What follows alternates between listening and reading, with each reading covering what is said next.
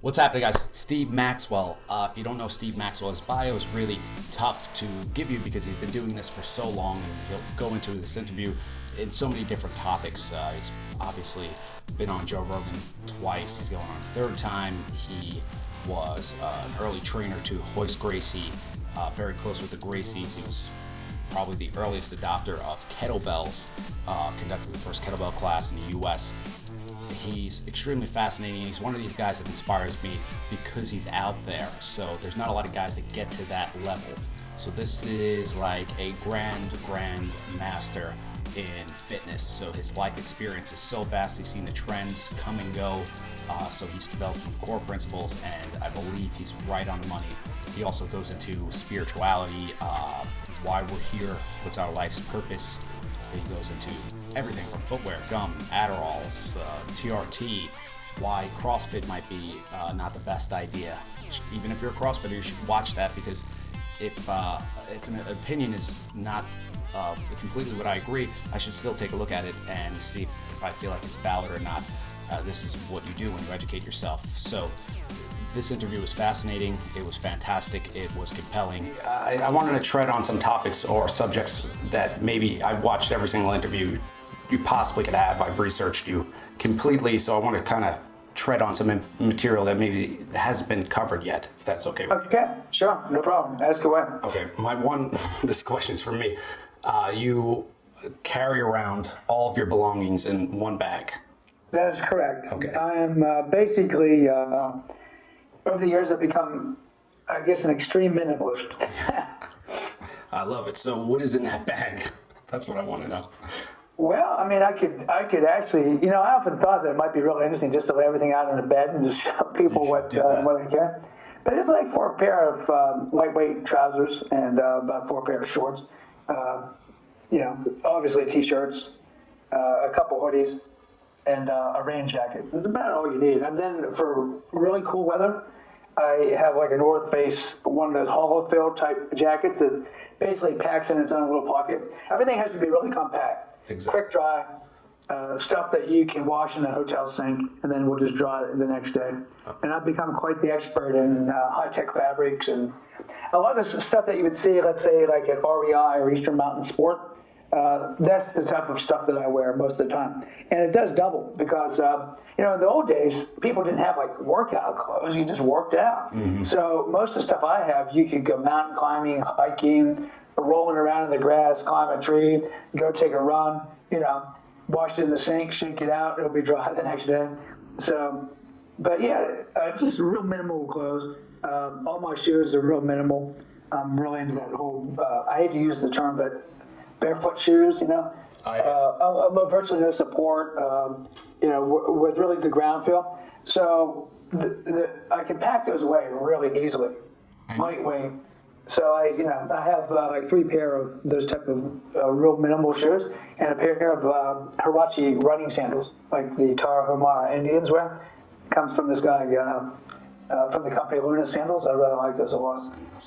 And it looks like my flip-flops. You have a particular shoe that's different. I have the Vibrams. You're obviously familiar with Vibrams. Oh, yeah, sure. And I've been an early sporter. I have extreme flat feet.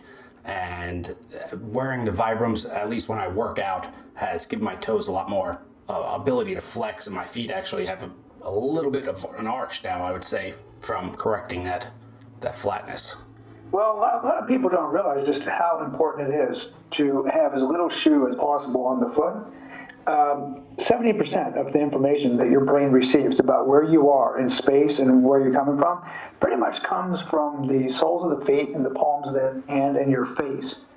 And a lot of this information is being blocked to the brain when you're wearing big, thick, over-engineered running shoes. And it actually makes you weaker, muscularly weaker. It's certainly not a good thing. Your feet are designed in such a way to be natural shock absorbers, but when you try to use the shoe to absorb shock, it basically atrophies the muscles of the feet and the ankles and the calves, and the feet become rather flaccid and weak, and it predisposes you more towards foot and knee injuries. It would now, be... that that's not to say that people should just throw their shoes off and just start, going out and doing if you've been wearing shoes for many, many years, you've got to really build his feet muscles very slowly. But I think it's a big mistake to shove your feet into shoes and all day long. It would be the equivalent of us wearing mittens. Pretty much. Right. It just makes no sense. And, for people with kids and such, they should probably try to keep structured shoes off the kids' feet as absolutely long as possible. I like that a lot. And the Native Americans said that they could remember paths with their feet just by the feel of it. You really truly do build like a lot of sensitivity in the feet, and you can feel everything. And people really worry about injuring themselves and such, but I found the exact opposite to be true. Now, that being said, if you're running in really rough territory with sharp rocks and stones and roots and such sticking up, there is a reason why man universally invented shoes across the globe. You want some form of protection, obviously, but it doesn't have to be 22 centimeters of rubber between you and the earth. You're just depriving yourself of one of your keen senses. It'd be it's like people walking around with earphones in all the time. You just can't really hear what's going on in the environment and so forth. There's a lot of tangents I can go off on, especially with shoes. I train so many beginners in kickboxing, so a lot of times they will twist their ankles because there's just so much rubber that they don't understand where their foot is placed.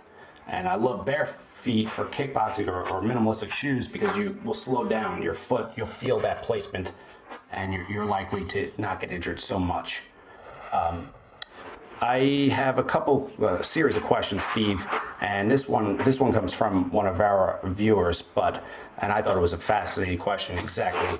You've been on the cutting edge of so many trends that are commonplace now. And I started actually with bodybuilders. So the methodology was contrasting, especially kettlebells in the 90s would be considered dangerous. I don't think they would endorse that at all back when I was starting. But kettlebells, Brazilian Jiu-Jitsu, natural movements, range and mobility. What is your evaluation process when you come across one of these new trends or ideas? Well, once again, I have a lot of experience to draw on because I started working out when I was 10 years old. Yes. So, having that vast amount of experience and trying many different ideas and various types of strength training protocols over the years, I'm in a pretty good position to be able to evaluate, at least for myself. And first, does it sound reasonable? When you first hear about claims being made. Sometimes claims are pretty outlandish. And, if it sounds too good to be true, it almost always is. Well, the claim that Pilates makes you taller definitely worked for me because I'm about 5'6" now. No. But you remember those claims, and we were going to get into every crazy fitness concept that comes around, makes crazy claims, and people jump all over it. It must be incredibly frustrating. Well, yeah, it is. And a lot of times, too, let's take one instance. I've been an outspoken critic of CrossFit because to me, there seems a rhyme or reason to it. They talk about being prepared for anything. In truth, they're not prepared for anything at all, man. They really aren't. You don't spend enough time working on any one particular aspect to ever become good at anything. And the way they smash themselves in the gym with improper mouth breathing, I call it panic breathing, yes. High repetition Olympic lifts, this type of stuff, it's just kind of crazy making for me because I just see it as just being really, really injurious and damaging to a person's health overall. I couldn't agree with you more, and I'm sure you were doing CrossFit style before the term was claimed. Well, I'm not against cross training. Yeah, it's a whole different category. And you use it to strengthen for your athletic events. Sure. I always wanted to be able to just go out and run, 5 or 6 miles, somewhat effortlessly. Maybe not fast, but just to be able to do it. Yes. Without expending too much effort. I always wanted to be able to jump in the water and be able to swim a half mile minimum. I've always wanted to just be able to go out, even now at 61, just climb a tramp. I feel like it. You know, I mean, that's a form of cross training. And yeah, I mean, these are skillular kind of things, and if you want to get really good at it, you got to practice it, obviously. But I mean, for me, I just always wanted to be able to go out and just have fun and use my body and do things and not be impaired. So my training is of a general nature. General training, which increases muscular strength and muscular endurance, it should also increase mobility and help make you resistant to injury. Mm-hmm. So if your training isn't doing those things, well, then you're not training properly. If you're getting hurt in training, you're simply not training right. Training should prevent injuries, not cause injuries. Now, I'm not talking about jiu-jitsu. Yeah, of course. I'm not talking about kickboxing. These are sports. Those are recreations. When you sign on for a combat martial art, you expect to get hurt. Mm-hmm. If you're playing rugby or Australian rules football or NCAA or NFL football, you're going to get hurt, man. That's all part of the game. But I'm talking about general training in the gym. If you're, tearing your pec or your biceps tearing off your arm and rolling up into your shoulder, or you're blowing your back out doing deadlifts or power cleans, well, then you're obviously not training properly. You're training in a very dangerous way. And that type of training is something I've been against forever. I love that. I love that you're saying that, because it's refreshing. I've come to see that in myself. I don't want my clients to be hobbled. I know a lot of ultra marathon runners that are having hip problems and knee problems and doing triathlon. They're maybe not set up for it. I know people have torn their Achilles twice because they want to be that ultra marathon runner. And I guess it is a sport, but in essence, you need this body for a long period of time. So it's important to use your training to make sure you don't get injured. Well, let's put it this way. No one ever said competitive sports is healthy. If anything, it's probably life-shortening. People do it because they enjoy it. I mean, living a long life and never having done anything doesn't make much sense to me either. Sometimes better to have a short, glorious life and go out in a blaze of glory. But that being said, people should at least be aware of the ramifications of what they're doing, be conscious of what they're doing. And training and proper training or whatever is really confused with recreation. Yes. Training or exercise and recreation is a huge confusion. But basically, there's a 5-point definition for exercise, and that's what I said. Increased strength, increased muscular endurance, increased cardiorespiratory capacity, increased mobility, and non-susceptibility to injury. And the only activity that meets that 5-point definition is pretty much strength training. Okay. Strength training could be your body weight, could be barbells, could be dumbbells, could be kettlebells. It could be any type of strength training.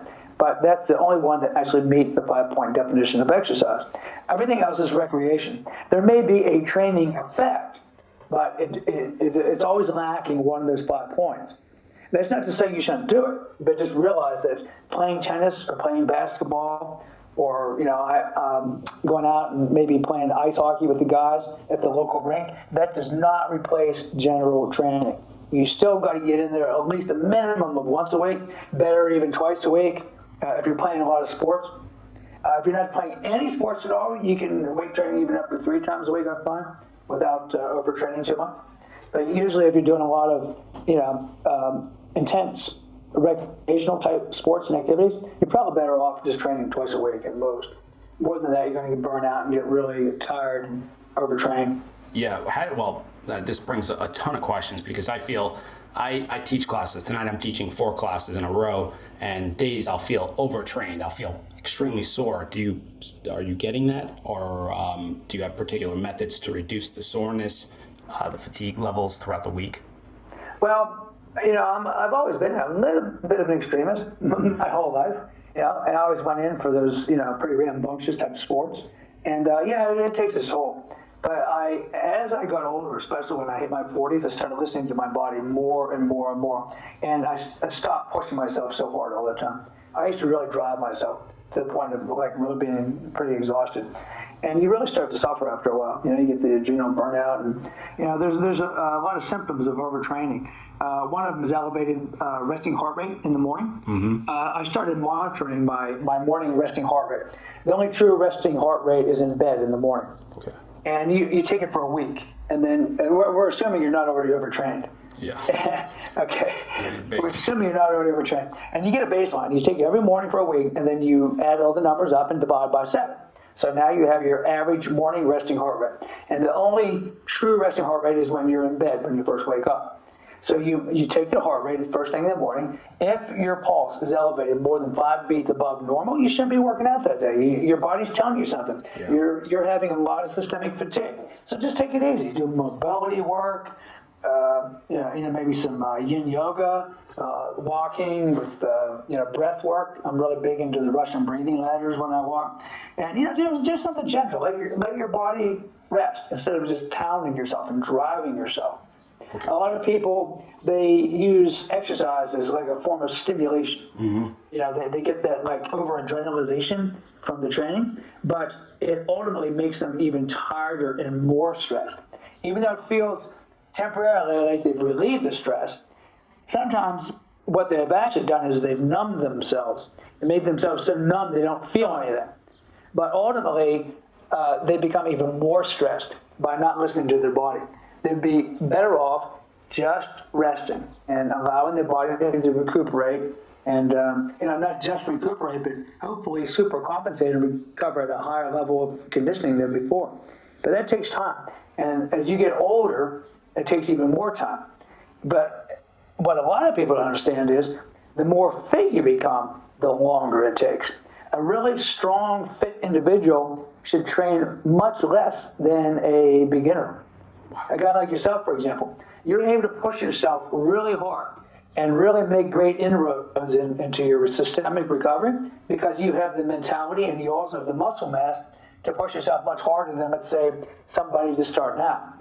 So for you, it might take 2 or 3 times longer to recover from a really, really hard workout than, let's say, a beginner. So that everyone thinks it's the reverse, that as you get more advanced, you need to do more and more and more. That's not true at all. Oh, that's fascinating. And Steve, I want to jump into even questions, hypothetical questions. All of that is fantastic. I really appreciate you saying that because sometimes people, I have to back off on training, and people want you to keep on pushing, but your body's just completely broken down. I call it the Dan Gable syndrome. I was an NCAA Division I college wrestler back in the day. Yeah, I wrestled all through junior high, high school. Actually. And Dan Gable was like a year ahead of me in college, and he kind of set the standard for training at that time, which was insane, basically, because no one could keep up with that guy. But unfortunately, as much as I respected him and his wrestling, he's pretty much destroyed his body. Yeah. He had like double hip replacement, and the poor guy can probably hardly move. He's in terrible pain, really hobbled. But I've seen this happen time and time and time again. I mean, you work with so many athletes, they have to be beaten down to the point where they are just, oh man, I forget seeing that water. Is that Gerolsteiner? Sparkling? It's one of my favorites when I'm in Germany. Yes. Good stuff. And travel is important, Steve, because when you travel, you probably pick up so many ideas from the way they eat, from the way they move. You go to a country like Costa Rica, climbing a tree is pretty common. Every local can climb trees. I've had videos, they're just climbing trees, doing sit-ups. As a small child, they're encouraged. And in America, I don't think that's possible. When I was in Tahiti, there was guys like, climbing trees like effortlessly, to get coconuts and such. Yeah. And these are, I didn't know how old these guys were, but, they weren't kids. Yeah, they're guys well over 40, and they were just scrambling right up those trees, knocking those coconuts down. It's really interesting to watch. But, the standard of fitness in the United States, despite the fact that there are a lot of gyms and it seems like a lot of people working out, in truth, probably less than 14% of the population is actually training regularly in the state. I feel like we have a big merge of very athletic individuals, and then we have so many people that are just completely going down. And I wanted to bring it to marketing because I think marketing is killing the American people. they can't stop being influenced by people that are, you say, let's take Dr. Oz. If Dr. Oz says you just need to take psyllium husk and you don't have to worry about what you're eating and you're going to get lean, it's a miracle because he's a nice guy. Americans say that's okay, and then they're down that path. I've done a lot of work with, and I know your diet's based on, you're training a lot, but fats being actually an essential part of your diet, good fats, and reducing carbohydrates could be beneficial for most Americans. Do you have any thoughts on the American food and the way where they're being told to eat rather than the way they should eat? Well, I mean, there's so many different diets that human beings seem to thrive on. Mm-hmm. There was a guy by the name of Weston Price that, at the turn of the last century, he went pretty much all over the world studying indigenous peoples known for their health. At that time, you could still find indigenous peoples that were pretty much untainted and not influenced by modern civilization. And he looked at everything from the Inuits, to the South Pacific, the Polynesians, and quite a few European people. And I came to the conclusion that the human body is very adaptable and can adapt quite healthfully to any number of diets. Mm-hmm. And macronutrients can be vary greatly. The Inuits were almost all pure protein and fat, whereas you had some Indian groups that he studied that were pretty much almost all carbohydrate. There was this one group that was pretty much their predominant staple was sweet potatoes. Mm-hmm. They were getting like 85% of their food in carbohydrate, yet they were incredibly lean, healthy. The people he was most impressed with were the South Sea Islanders, the Polynesians. He thought they were one of the most magnificent groups of people he had studied. And they were eating a lot of taro root, which is a pretty high carbohydrate starch, along with a lot of coconut and fish and so forth. But the point is, if you are not active, it doesn't matter what you eat. Yeah. Activity is the key. And not eating a lot. Whatever you're eating, don't eat a lot. And unfortunately in the U.S., because of the food industry, everything is so over-processed for storage. I mean, I understand for shelf life and for storage and so forth, but it also makes the food incredibly concentrated and delicious. Mm-hmm. And when you have delicious tasting foods like this, you want to eat more because, I mean, as a race, it's hardwired in our DNA to lay down a very rapid layer of body fat. I mean, you can get really fat really quick. It was all part of our survival mechanism in ancient times when we didn't know when we might get the next meal. So being able to lay down a quick layer of body fat was really necessary to our survival. Unfortunately, the same genetics work greatly against us. But it's really hardwired in our brains to want to overeat and be very lazy. Yes. That's how we survive. So it's really, really important to recognize this, that yes, working out is somewhat unnatural. Most people don't really want to do it, but you got to make yourself do it. And of course, you can learn to enjoy it, obviously. And then just realize just how easily you can get fat. And, I follow a rule called the 80% rule. It's actually one of the longest living people on earth, the Okinawans. Mm-hmm. They never eat till they're full. They always leave the table feeling like they would like to have eaten a little bit more, a little unsatisfied, a little hungry, and they never eat more than 80% capacity. So I try to follow that rule as much as I can. That way you assure yourself of not overdoing it, because it's pretty easy to wing out, especially in when you travel as much as I do, and sure. You go into restaurants, and restaurants are known to use lots of salt and. The food is very tasty, and they make it that way, so they get a repeat customer. Sure, of course.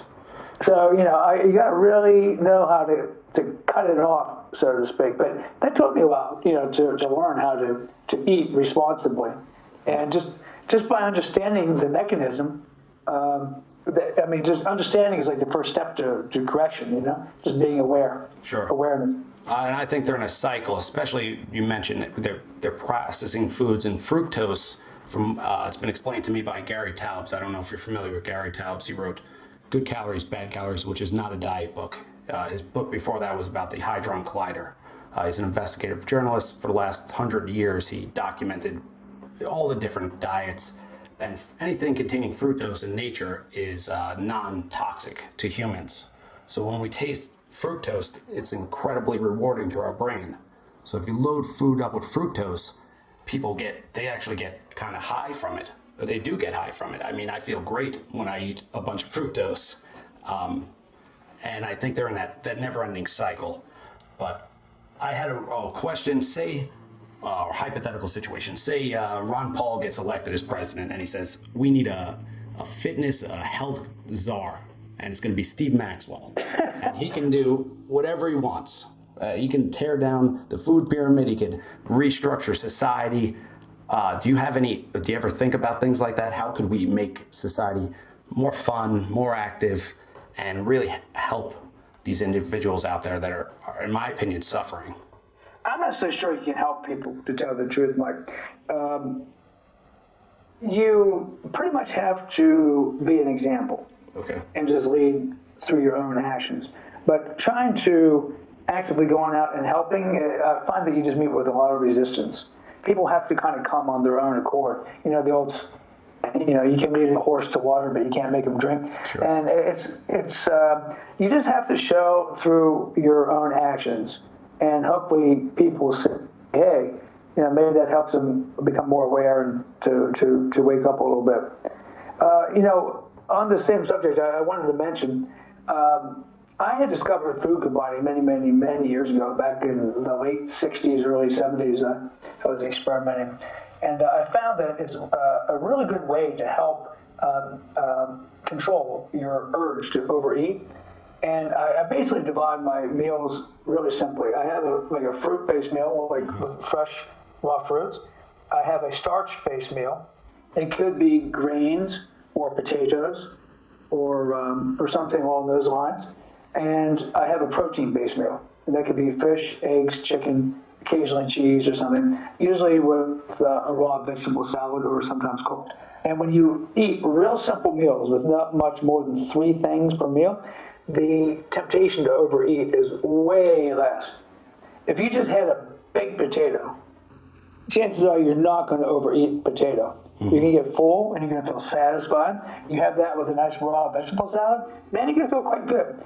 And if you have just a nice piece of chicken, maybe a half a chicken or whatever for a guy your size and so forth, and you have that with a nice leaf green vegetable salad and maybe some cooked spinach or some steamed broccoli, you're not going to overeat. Mm-hmm. You're going to get your satiety levels are going to be hit real quick, because when you're mixing all this different stuff together, it really overstimulates the taste buds, and you just want to eat and eat and eat and eat. But when you eat very, very simple meals, sometimes I only have a mono diet for a while. Wow. I'll actually just eat one thing, and you don't overeat. I mean, your satiety levels are reached very quickly, and you feel good. And of course, I rotate the foods. Sure. I mean, you need to do that. I appreciate that. And one quick question: do you eat breakfast or do you fast? I push it back a little bit. Yeah. I've done a lot of reading on my own over the years. I've probably read at least 200 books on nutrition, of course. From all sorts of sources. But I've been very strongly influenced by the yogic system of health, the Ayurveda. Of course. And the ancient yogis always claimed that the early morning hours, your body is very busy getting rid of metabolic waste from the previous day, and it's that the waste, the detoxification process is at its height in the early morning hours, right up to about 10 o'clock. And if you have a heavy breakfast, you completely disrupt the detoxification, the natural detoxification process in the body. So if I do have a breakfast, it's very light. But usually I push it back to at least 10 o'clock. Of course. I'm the same. If I get up at 4 a.m., I might be at 9. If I get up a little bit later, it could be as late as 11. So, some point between 9 a.m. and 11 a.m., I'll have the first meal of the day. That brings me to another point. As far as the morning, your rituals, do you have visualization rituals? Do you have meditation rituals? Do you incorporate that into your training at all? Is that important? I do. I've been using the healing codes for the last year with great effect. I would encourage your readers to go research it. It's called the Healing Code. Pretty fascinating stuff. And it's based on vibrational medicine. And it's pretty deep. But I'll do various rituals and visualizations. I'm a real fan of Neville Goddard, who was like one of the original. There was a whole movement in the United States and Europe called the New Thought from the late 1800s up. I've been a real fan of a lot of these guys. Neville was like one of the main figures in the New Thought movement, and I like his whole visualization process. So I'll do that type of prayer, meditation, visualization. I think it's really important to express gratitude. It's pretty well known fact with many spiritual teachers, and spirituality being dependent from religion. But gratitude, most people do not express enough gratitude, being really happy with what you have. You certainly can't improve your situation in life or advance to anything better as long as you remain dissatisfied. You have to feel great gratitude for what it is. Even if your life is really terrible, you got to find those things that you are grateful for. By acknowledging that gratitude, then and only then can you actually improve your situation and move to something better. And that's something that took me a while to figure out. But once I understood the role of gratitude, it changed my lifestyle dramatically. I got into a flow where things pretty much just happen for me almost effortlessly.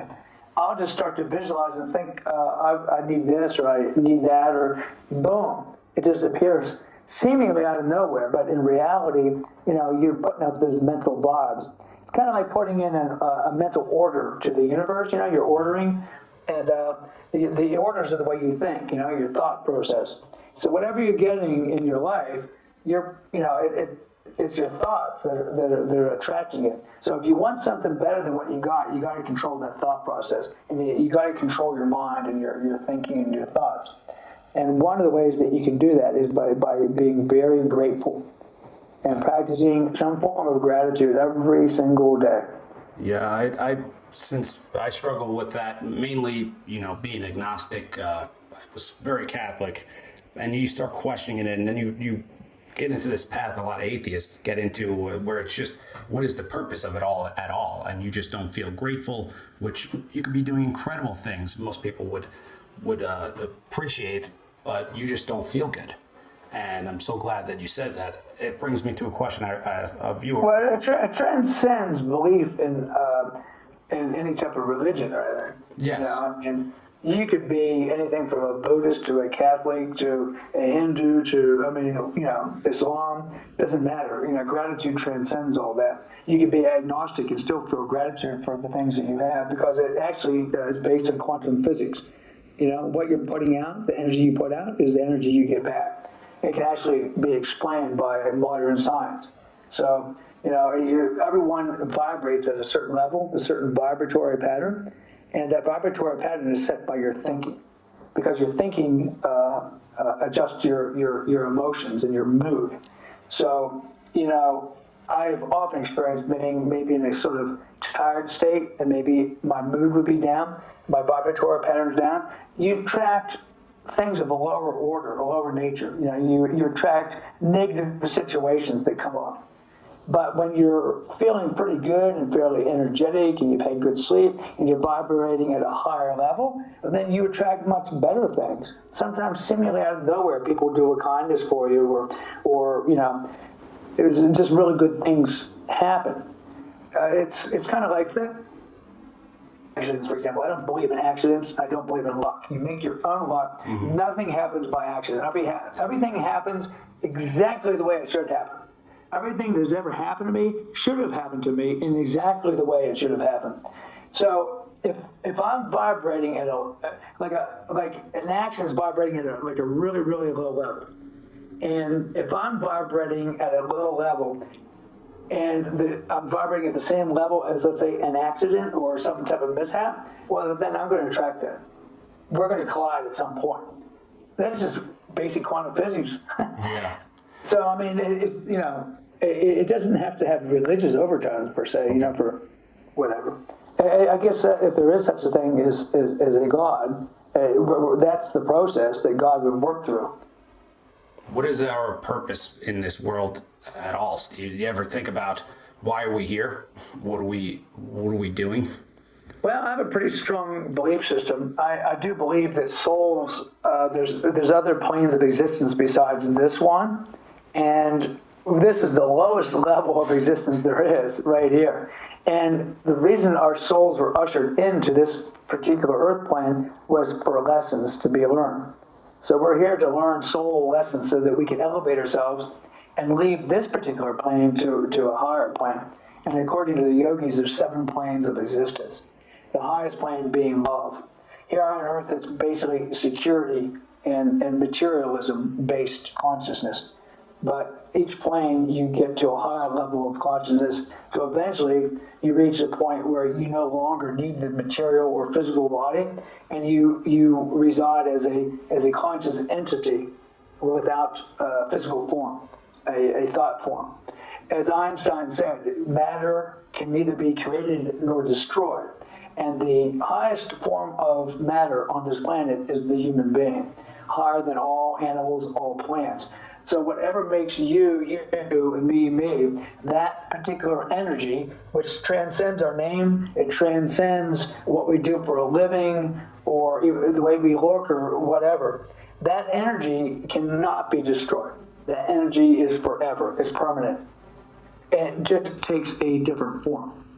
But I do believe that people that don't learn the particular lessons they need to get off the merry-go-round of being earthbound, they come back time after time after time, like a merry-go-round.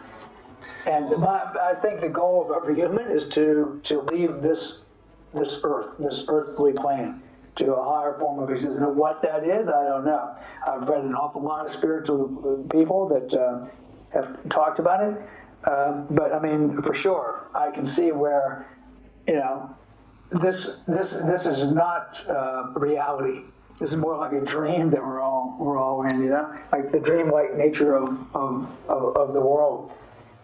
You pretty much dream everything that's happening to you. You basically order it up through your thought process. So I always tell people, if you don't like the dream you're in, just dream a new dream. It sounds trite, but it is possible. You can do that, man. Yeah. You can definitely dream a new dream. I've certainly reinvented myself more than once. Yeah, I would say so. This is really, really helpful for me. I'm sure everybody else is going to benefit greatly from that as well. But they might think I'm a nut, too. So. Well, I'm big into Deepak Chopra, Wayne Dyer. I'm always Sure. Those guys are great, man. I'm always looking to help people and feel better. And I question what we're doing here. And that is, it's a great, even if they don't believe it, it will enhance the earth. It will enhance people's lives if they have that method or a belief system. Is there any, particular books, movies, music that inspires you? Who inspires Steve Maxwell? Well, I'm inspired all the time. One of the people that really inspired me was this fellow by the name of Yogananda. I thought he was really an amazing guy. Everyone tends to think of yoga as the stretch classes. Sure. But I mean, that's just such an insignificant part of yoga. Yoga is so much more. It's really about the mind and some of the things we were just talking about. And Yogananda, I mean, he wasn't one of these guys that was showing off and putting his feet behind his head and doing all sorts of weird contortionism and such. But if you read some of his books and his writings, it was pretty inspirational. Pretty amazing guy. Another guy that I thought was pretty amazing, Ernest Holmes is one of the forerunners of the New Thought movement, and he wrote this fantastic book called The Science of Mind, in which he describes the way the human mind works and the way we think and how it affects our environment. I thought that was quite a good book. And I guess maybe the third book would be, it was actually a Buddhist by the name of Eckhart Tolle. Oh. He wrote a book, The Power of Now, or he wrote The three Power books. of Now. What else? I've read all But these books. I'm talking about. Yeah, he had a pretty amazing influence. I had read all three of his books, and I listened to all of his CDs. I don't know what the audience knows, but I've been kind of a minimalist for a long time. After my divorce around 2005, I moved into a camper van, and I moved in my van for 3 years. And I drove coast to coast in the United States, from coast to coast, 8 times. But during those long drives across the open desert, I would put Eckhart Tolle in and listen to some of his lectures, and it was very soothing, very nice. I really felt pretty close to nature. Yeah. It was a real kick-ass van too. Yeah. What kind of van was it? It was called the Dodge Sprinter Westphalia. They can Google it. Dodge Sprinter Westphalia. It's actually a German-made vehicle, and wow, it was kind of like one of those little FBI surveillance vans. I mean, it was just had everything in there, man. The Swiss Army knife of camper vans. But then it started traveling so much. I says, what am I going to do with this thing? I can't just leave it sit around because, mice and stuff get in and chew all the wires up, and the vehicle would be just worth nothing. So I finally decided, you know what, I'm traveling. I don't even sit for months at a time. I just sold it. I actually sold it on Craigslist when I was in Germany last year. The internet's amazing. I actually sold a vehicle and mailed the guy the key, and he went up and he got it out of the storage unit, and it was his. He bought it actually sight unseen, interestingly enough. Well, I would trust Steve Maxwell if he told me the van was out there. And the internet and technology is fantastic because 20 years ago we wouldn't be able to have this conversation. When I was younger. Yeah, here I am in Germany, like thousands of miles from where you're at. I find that, like, a lot of people ask me all the time, like, well, I'd like to travel a little bit more, or, I really feel stuck. And anyone can pretty much do what I do. You just got to have a way of making money. I call it a freedom business. I do online personal training, fat loss programs, lifestyle programs, and so forth. Try to help guide people to a better life and a healthier life and feeling more satisfied within themselves. And so that brings me a fairly nice little bit of income. And then, of course, I have my online videos and so forth that I sell. And then the seminars that I do is more for fun. It's just like kind of like icing on the cake. They pay for for example, I'm in Germany, I did 3 seminars. That pretty much pays for my hotel and my food and my travel. Plus I make a little bit on the side. But then everything else is just pure profit from the videos so you need a freedom business. And there's so many things you can do, buying and selling over the internet. You can bank over the internet. Oh, I even pay the government my taxes. Man, and I tell you, they don't wait at all. You put the money in the bank, you go online to the Internal Revenue Service, you let them know the money's there, boom, man, that is gone within hours. There's no delay. Man, it's like yoink, it's gone, man. But yeah, you can do everything on the internet these days. Every single thing. Can I point out how I love DVDs, but I don't have a DVD player. Now you have instant downloads for your videos. Oh, I know, and that's the greatest. You don't even need a player or anything these days, nor do you need some type of disc that you need to carry around or store. You can just store it right on your laptop. It's amazing. A new feature YouTube is going to be releasing is subscription-based, so we would be able to sign up for your higher tier Steve Maxwell YouTube channel and would pay $20, $30 a month. Which makes it super simple. Before it was more complicated. So if you ever do anything like that in the future, thanks for the heads up, because I don't consider myself real tech savvy. Thank God I have some people around me that really know what's going on. I have a fantastic webmaster, and of course, yes. I have an assistant, my girlfriend, who travels with me as my companion. And boy, what a fun she was. Try finding a woman that travels with one bag. We both have one bag, big, and her bag's lighter than mine, and she loves traveling, and she's a minimalist too, and thank God she makes a lot of my hotel arrangements and flight and train reservations, and sets up the seminars and so forth. So I mean, she's pretty much indispensable to what I do. Well, I'm sure if you ever put it out to the Rogan Army, if you ever need anything, you just mention it. Those guys are gonna take care of you. I had some quick fire topics or words I want to throw at you, Steve, and see exactly what you thought about them. So, quick. Fire away, man. Supplements. Bogus, waste of money. Okay. It's unneeded. No animal on the planet needs supplements. If you think about it, nature provided the perfect diet. Think about the gorilla, how amazingly big and strong and powerful, and he's just eating pretty much bamboo shoots and leaves and fruit. Look at an elephant, he's eating grass. I mean, nature provided the perfect diet for each species. Well, for sure, we're no different. What makes human beings think that, we, the highest order of animal on the planet, wouldn't it make sense that nature also would provide everything that we would need from our food? The problem is people just won't eat it. Yeah. But if you do, there's no reason in the world to be taking supplements. Zero. Well, TRT. I don't know what that is. That is the it's basically testosterone. The UFC. Oh, testosterone replacement therapy. Yeah, well, that's another slippery slope. Once you start with that, you cannot stop. Your own testicles will just shut down production, and it's irreversible. Especially as you get, my age.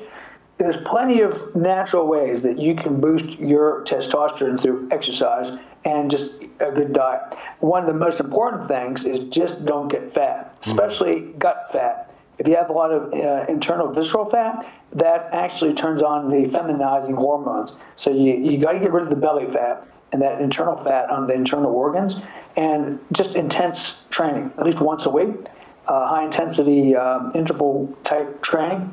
It could be sprints, but it could be something like kettlebell swings. It could even be jump rope. I mean, it could be, sprints in the swimming pool. I mean, whatever you fancy, but it got to be really hard, short, brief, and really tax you. And boy, I'll tell you, that will really bring your hormonal profiles up. You could even do like a circuit weight training, just go from exercise to exercise with zero rest and really push yourself to the limit on each exercise. And that is one of the finest ways to keep your testosterone really, really strong. Adderall, Ritalin. Do you know what these are? These are. Oh yeah, sure. That's the psychiatrists are just doling them out. Doling them out like candy, man. Really, really harmful stuff, man. It really can really screw with your brain chemistry and so forth. And I did experiment somewhat with that, both Adderall and Ritalin at one point. I had a client that got it from his doctor. And I said, hey, give me one of those things. I just want to try it. So he gave me like a couple. And boy, I'll tell you, it just made me feel horrible. I mean, you would get pretty jazzed up, and it would definitely adrenalize you and so forth. But man, the crash when you came down off this stuff was horrible. Wow. And it made me just really anxious, worse than any kind of coffee jag I ever had.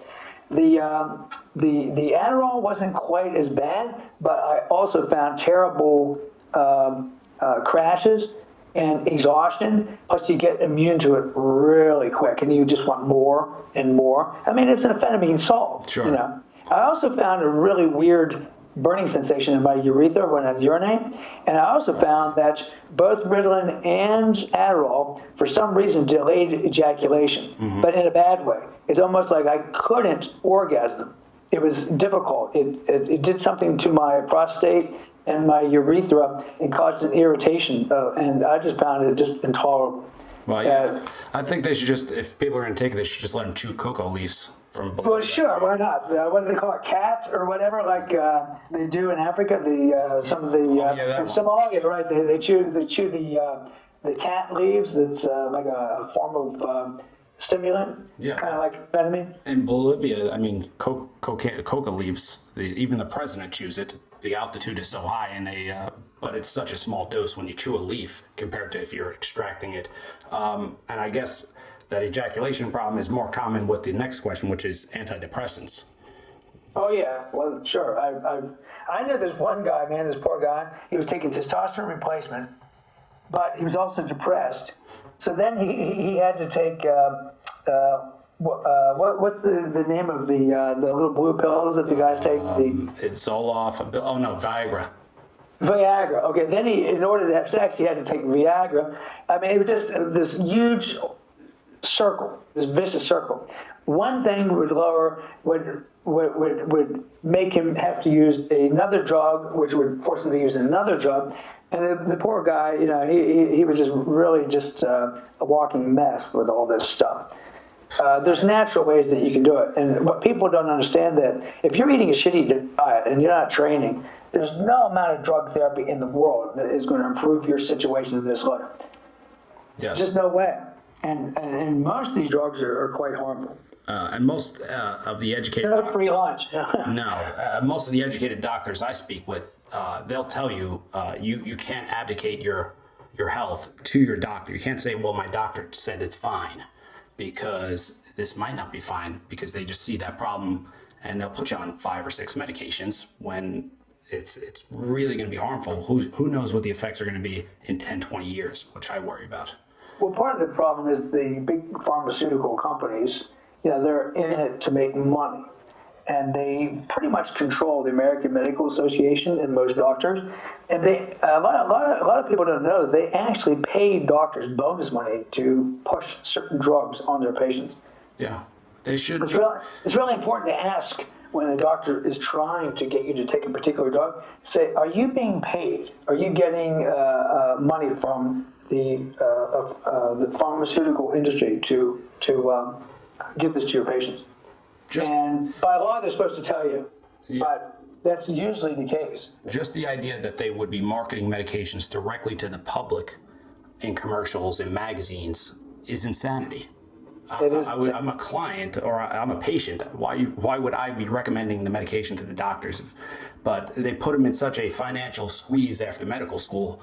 These doctors are just trying to make ends meet. That's why we need a health czar.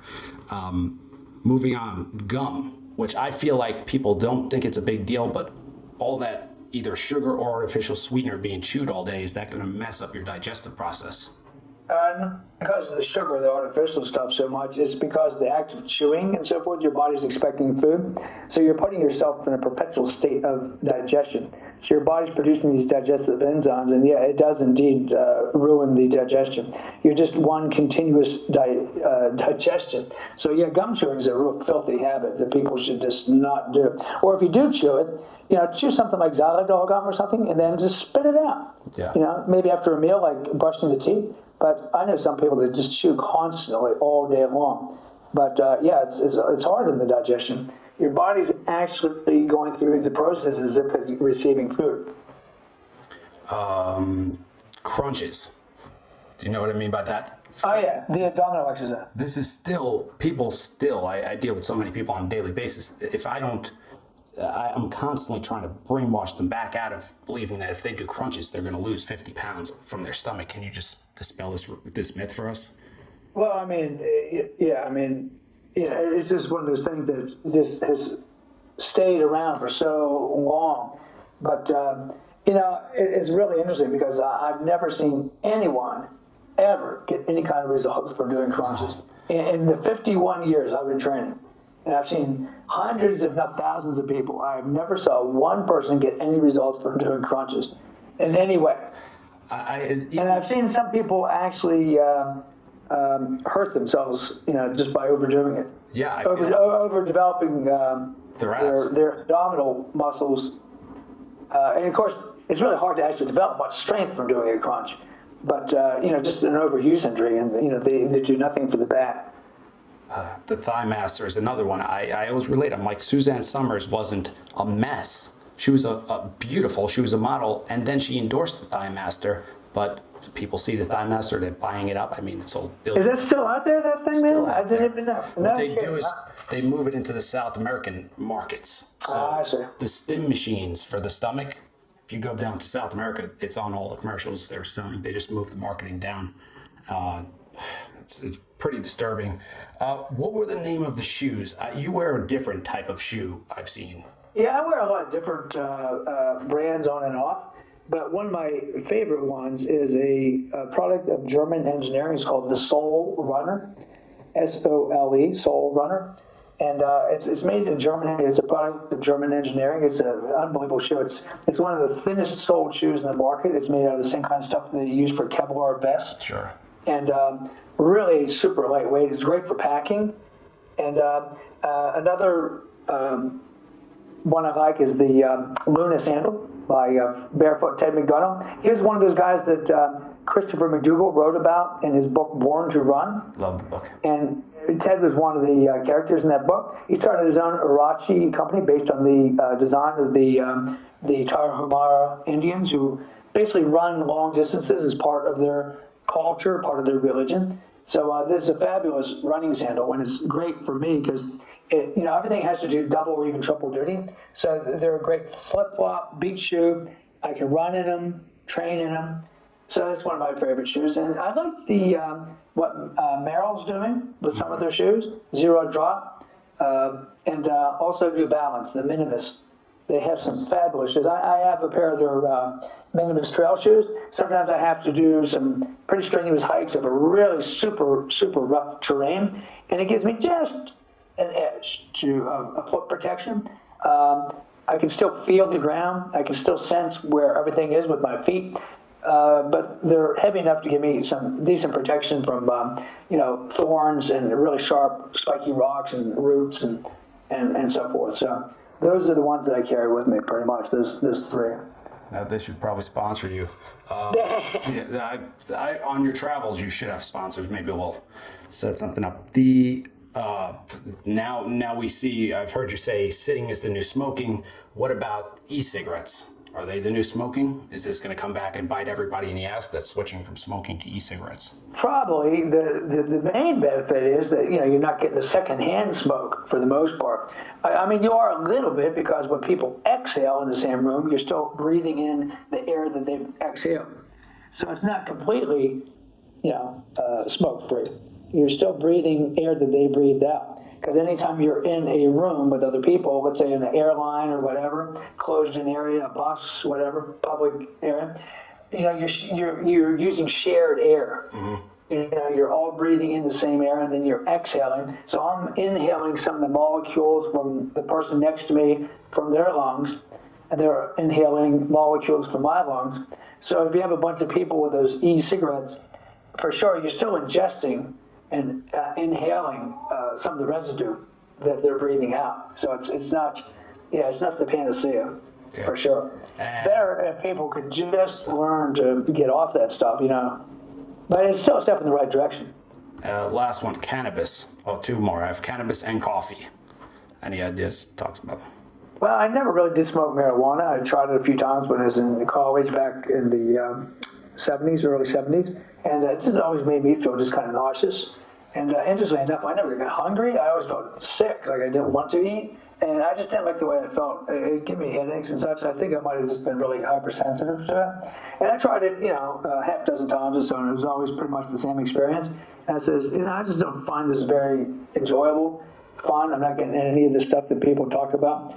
So I just quickly pushed that aside and decided not to do it anymore. Coffee I've had a love-hate affair with for a long time. I like coffee, but I like the taste of coffee.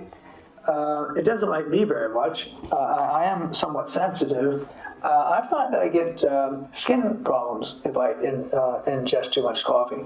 Interesting. I think if you actually drink a really good coffee, a really good organic bean, and you prepare it right, it could probably have some benefit, perhaps. I don't think caffeine is a horrible thing if you use it responsibly and in small quantities. For sure, we know that caffeine enhances physical performance. Mm-hmm. Of course, if you use it habitually all the time, you're not going to get much of a boost in your performance. You're just, you're pretty much in Europe. But if you were to, let's say, go off for a week or two before an event and then have some caffeine before the event, wow, you feel like you're on rocket fuel. Oh, yeah. It really stimulates. But the thing that people need to know, the coffee is not giving you energy. The energy is coming from your own body. Mm-hmm. The coffee is merely overstimulating your central nervous system to make you feel energized, so that the energy, you're still depleting yourself by drinking the coffee. It's not like you're getting some mystical, magical outside source of energy. You still have to pay the energy debt after it's over. That's true. And coffee is going to push you, and you're going to have a crash, and you're going to feel tired. And people that habitually just go for the coffee all the time, they start to run into some serious adrenal burnout, and they start to suffer some serious habits. But for sure, if you're just drinking a couple cups a day, you're not going to cause yourself any real serious problems. But I would definitely recommend getting the best organic coffee bean and preparing it in a real good way, the best possible water that you can, not like tap water or whatever. Okay. And you can coffee can actually be fairly okay, pretty benign actually. Good. And I don't want to keep you all day, so I'm guessing we're going to let you go in a second. Is there two things I always ask the interviewee to maybe if you were able to talk to your 20-year-old self or your 16-year-old self, or a time where you were not secure about the future, what would you say to Steve Maxwell in 1968 or 1970? If you could... Well, he probably wouldn't have listened. He's probably a hardhead. But I would say there's nothing to fear. There's no reason to be afraid. Everything that you'll ever need, it will be there when you need it to be. You just need to start to concentrate and control the way you think. I mean, I wish I would have started some of the thought process a little bit earlier. Would have saved me a lot of anxiety and a lot of angst. And maybe the other thing would be is you don't have to prove anything to anybody. And the third thing I would say, find something you love and do it to the best of your ability. Find something you're really passionate, that you really love in life, and then just do it to the best of your ability. And then finances and everything will always be there if you do it well. Doesn't matter what it is, but something you're really passionate about. And of course, I was lucky in that respect because I knew that when I was 12 years old, I wanted to be a physical education teacher or a physical educator. I actually did teach in the public school system for a few years, and I quickly realized that I preferred working with adults other than kids. The school systems were too limiting. Mm-hmm. But so I was pretty lucky in that way. I kind of found my niche early, but I would say that to any young man. But there were times when I was kind of floundering around and looking at other things, but I always kept coming back to the thing I loved the most, and that was the field of physical training and physical education and health education. I'm definitely going to be you're doing a seminar in Linwood, New Jersey, in October. I don't even know if you're familiar with you've got people out there you still have another German seminar coming up in Munich. In Munich. Right, which is mobility and conditioning seminar, and then you're hitting the UK. In the UK, yeah, both Edinburgh and a place just outside of London. And then I think, what is it? Is it Austin, Texas for Red Gear? It's a MMA Expo. Oh, that's great. And I'll be there. And then I believe it's back to Oslo, Norway from there. Norway, huh? But I'm going to go to LA, and I don't have this definite, but I believe I'm going to be with Joe again on the Joe Rogan podcast again after the Red Gear thing. I'm hoping. I'd love to see Joe again, man. Yeah, he's an awesome guy, man. One of the real genuine people that I've met. I mean, despite his fame and accomplishments, and he's been, like in the Hollywood movies, and anyone that knows anything about the combat martial arts and fighting knows who Joe Rogan is. Plus, he's funny as hell. I don't know if you've ever seen his stand-up comedy. Of course. The guy is a really funny guy. Very cerebral act too. And then, he can get pretty down there. He'll talk some real, it's just such a cool mix, we got to give it up to Joe even more than that, Steve. I mean, the guy he could have done nothing. He could be sitting at home. Oh, yeah, for sure. Probably has royalties from Fear Factor, even other shows. He doesn't have to do anything, but he chooses to continuously educate this public and make this world. If anybody's going to move to the next level, I believe Joe Rogan should go from, how there's 7 levels. Maybe he should skip straight up to love after this. For sure, man. Hey, look, if he ever ran for president, I would vote. I would too. He probably, honestly, he's changed my life, changed so many others' lives. That's why I knew, if he's bringing you on. So you're going to do the Red Gear, and then somewhere maybe in September you're going to be back on, you believe? I believe it should be at the end of August. Okay. After that. And, one more thing about Joe. A lot of people that watch the UFC and so forth, I don't think they realize what a badass Joe himself is, man. He's really quite the athlete. He's a black belt in Brazilian Jiu-Jitsu, killer submission wrestler. Wow, I watched him kicking the banana bag in his garage. Geez, the damn thing was bending in half. I mean, wow, the amount of power. My ribs are just hurting just watching him kick that bag. It was like, whoa, what an athlete this guy is. Yeah, no, I pride myself on my spinning back kick, and Joe Rogan put a video out. It's hard to do these kicks, but he's talking through the tutorial, and he hits this bag like a car. Yeah, exactly, like a truck. It's just amazing that he gets into this many things, goes this deep. And something always says, Musashi would say, is if you see the greatness in one area, you can start to add it to other things. So if he sees it in comedy, he could see it in martial arts, he can see it in pool, he could see it in fitness. So, he's a bow hunter. He practices archery. He was showing me his new bow and arrow. Yeah, at his studio, he opens up the door and sets up a target out the back door, and then he shoots from the front room through the second room into these targets that he sets up. And he's damn good, man. I mean, he was just putting arrow after arrow in the bullseye. Did you try it? Yeah, I decided not to try it. I didn't want to make a fool of myself. Shoot a hole in a wall. Do you ever hunt or anything, or do any?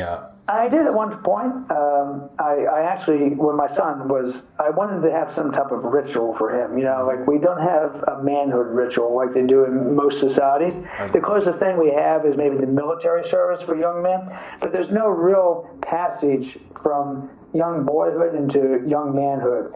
So I decided to take my son on a hunt. And we went hunting wild boar up in Tioga County, Pennsylvania. Yeah. There was a wild game preserve. It was about 100 acres or 150 acres. It was pretty big tract of land. And it was stocked with all types of animals. And one of the things they had were these razorbacks, these boars that they brought in from the Florida Everglades in Georgia. They're considered pests down there because they just rip up the environment. So they were running around this vast game preserve, and we were hunting with pistols. I had a 45 caliber pistol, the old service pistol. Yeah. And we tracked these boars pretty much all day. They're pretty savvy, and they knew they were being hunted. Uh-huh. And they were really elusive quarry. But finally we got one that thought he was hiding better than he was, and I slipped the pistol out of the holster and put it into Zach's hands. I had him take aim. He had been practicing, and he's a pretty good shot. Boom! He hits it, but we don't know where. And the thing jumps up, and it's kind of shivering, and I'm thinking, okay, here, give me that pistol. And I decided to put another one in there, because I didn't know at that point. But apparently he had hit him perfect. He had hit him right in the chest, right in right through the lungs. But I put one right behind his ear. And then the game preserve, they will bring, the guy helped us field dress it, and we took the boar to back on a front end loader, back to the barn where they dressed the meat for him. And so Zach was watching, and he was like, oh, and I said, no, don't turn away. Mm-hmm. You watch this process. If you cannot stand to watch this boar being skinned and gutted and all the stuff, then you should become a vegan or a vegetarian. You should never eat meat, because this is the reality of life. If you can watch this, then you can still have a boar steak later. Okay, no problem. If you can't watch it, then you shouldn't be eating meat, because there's the meat wrapped up in the nice plastic wraps in the supermarket. People need to know what actually goes into the production of that meat. And if you can't deal with it, you probably shouldn't be eating it. Yeah. That's just my opinion. So for me, I'm a true carnivore. It didn't bother me one bit. Matter of fact, I was salivating. I wanted some of the, I wanted some boar stew, man. And believe me, we had probably 300 pounds of meat that we packed in coolers all the way back to Philly from Tioga County. Like quite a few hours, we had it packed in dry ice. Then I put it in my freezer, man. We had boar steaks, boar stew, boar everything, boar chitlins. I mean, just went on and on, but it sure was delicious. Yeah, so my Italian friends, they just eat the pork. They prepare the pork, they just eat it raw. I couldn't even. Okay. It's a little beyond what I would want. I still like to cook my meat. Yeah, so, I highly recommend you cook it. It's just for everybody out there. And your son, and I had watched interviews where you said maybe you weren't the type of guy that should have children, but you got to be extremely excited about. You have Zach and you have a daughter. in Savannah, and then I had a daughter to an earlier marriage who's in her, let's see, what's Stephanie's like 44, I believe now. But, well, I wasn't definitely the kind of guy that was cut out for marriage. Probably shouldn't have been married, but see, this is what people did. You go to school and, you get married and buy the house and then you have kids. And I mean, I was kind of going on autopilot there, not really thinking about what I was doing. And, I just realized that I wasn't the kind of guy that could be domesticated. I was really it was kind of a wild card. I really felt quite trapped and like I wanted to move like I'm doing now.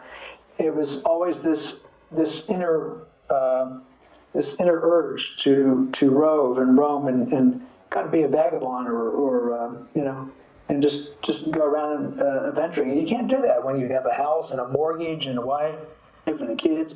So I stuck in it for a long time, but I wasn't particularly happy. And I couldn't even figure out why I wasn't happy sometimes. And then I finally figured out, you know what, I'm just not cut out for this. And I didn't think I was a particularly good father. I was fun to be around. Mm-hmm. Kids loved being around me. We had a great time. I mean, I wasn't a tyrant or meanie or anything, I did have a lot of mood swings back in the day, but a lot of that was just kind of just that feeling of being trapped and so forth. And it certainly wasn't my ex-wife's fault. A lovely woman, beautiful woman. It was just, I was just the kind of guy that should have never been in that type of domestic situation. I never questioned the whole concept of getting married. And I think a lot of young guys and a lot of young women should really question what their motives are, especially having kids. You're bringing an elevated soul down into the earth plane. Why would you want to do that? That's some serious karma that you're dealing with. And what makes anyone actually think that they're cut out to be a decent parent? My own parents, God bless them, they didn't know any better, but they weren't particularly good role models. They were terrible role models, actually. So I didn't have a good model to be a parent. There's no manual. Most people are pretty shitty parents. They either mollycoddle the children and overindulge them, overprotect them, or they're somewhat abusive or aloof. I think in some ways you're almost better off being a little aloof than mollycoddling and so forth. But what makes people think that they're qualified to be a parent and usher in this soul into this world? They should ask themselves these questions. If they can't give a clear-cut answer, they should really think twice or even three times before having a kid. And, the divorce rate is at an all-time high. Some countries more than others. Like the UK and Finland, I think, lead the world in divorces. But the United States is right up there. There's a good chance for a woman that she's going to be a single parent. Because having kids really puts a stress on a relationship. And, I mean, it's pretty common for men to cheat on their wives. Once you take that beautiful girl that you married, you basically may turn her into a mother. Mothers are not particularly sexy. And then the sex goes. This out of the interview. My wife is gonna kill you. The sex goes out of it. Just kidding. And, Yeah, well, that was another important. I'm not saying that people shouldn't be parents. I'm just saying you need to ask yourself these questions before you decide. But if you can't give a satisfactory answer, if a woman's not willing to be a single parent, well, then she might want to really consider. Because no matter how good the relationship might be now, once you have a kid, the dynamics change drastically. That's not to say people haven't had kids and they haven't been happy, but I don't know about you. I don't know too many good marriages. I don't think people are doing marriage well anymore. It's not like the old days where people had clear-cut roles that they fulfilled. Nowadays, it's really confusing for people. And I haven't seen anyone do marriage well. And most people do it pretty badly, in my opinion. And I think that they should really question their motives. I think it's a little egotistical, a little arrogant, bringing babies into the world. It's not anything remarkable. It's not some amazing thing. I mean, every cat, rat, and dog has offspring. So it's not like you're doing some, a higher elevated thing. Well, so, you just got to question the motives, that's all. I would model myself after the Joe Rogan fathering method, because I would say Steve, are we losing you? The other people are going to be populating the world then, Steve. The people that aren't questioning it at all, they're having the kids. Yeah, but remember, I want to leave this world. Oh, yeah, that's true. So there's better places anyway. Yeah, there's better places than this world. So. But I figure if I can follow Joe Rogan's footsteps and he just talks to the children like they're adults, explains the situation. Well, that's important. You don't treat kids like little silly. I mean, they're human beings with minds and personalities of their own, and marginalizing them with baby talk and all this kind of stuff, man. They're people, man. They're just young. They don't have, their minds aren't completely formed yet, but I always thought that was terrible when people talk down to kids like they're stupid or like they use that baby talk and so forth. It's not good for young children to be talked to like that. But I would say Zach is certainly, he's tearing it up in jiu-jitsu right now. You've got to be proud of that, He and I always have been very close. In some ways, we're more like friends and father and son. We always had a real connection, and we still talk quite a bit. And I still mentor him and give him a lot of training and advice and so forth. And he's one of those kind of people that really listens. He really truly does, and he follows the advice. And he's done really well for himself. He really truly has. He's kind of going through the thing now where, what is his purpose, Obviously, jiu-jitsu is just a cool thing, but he has a lot of other talents. He's an incredible artist, and he would like to expand more into the artistic field. So he's looking for a way that he can make a living from his artistry. Some of his comic book work is just like mind-blowing, man. It's like, wow. So let's get out there. Let's push that. Yeah, man. Let's push that. And what about the Steve Maxwell rite of passage seminar, Steve, or experience for children, or you can come up with some idea where maybe the youth can do something. A big experience. For sure. I think for some fathers and sons in particular, it's really good to have a little rite of passage. Well, Zach and I had a couple of them. We used to take canoe trips together, and go out and camp and just board each the canoe and camp out in islands and alongside the river. And we did a bunch of outdoors stuff together. We drove from Los Angeles back to Philly one time after the Pan Ams. That was quite a father-son cross-country road trip. That was pretty cool. Had some real serious adventures along the way. So, yeah, it's I've been pretty pleased with Zach and the way he came out and the way he developed.